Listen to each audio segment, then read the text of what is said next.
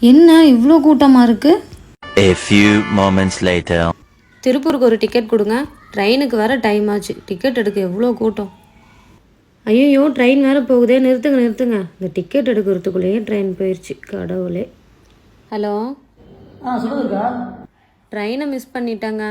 கவுண்டரில் கூட்டம் ஜாஸ்தியாக இருந்துச்சா, டிக்கெட் எடுக்கிறதுக்குள்ளே ட்ரெயின் போயிடுச்சுங்க. கவுண்டருக்கு எதுக்கு போனா? மொபைல் ஆப்பில் டிக்கெட் புக் பண்ண வேண்டியதானே? ஜென்ரல் டிக்கெட் மொபைலில் புக் பண்ணலாமாங்க? பண்ணலாமே. எப்படிங்க? எப்படி சொல்கிறேன் கேளு.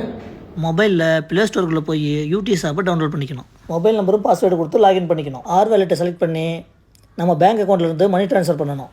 100 ரூபா ட்ரான்ஸ்ஃபர் பண்ணால் வேலெட்டில் 103 ரூபா ஆட் ஆகும். 3% நமக்கு எக்ஸ்ட்ரா கிடைக்கும்.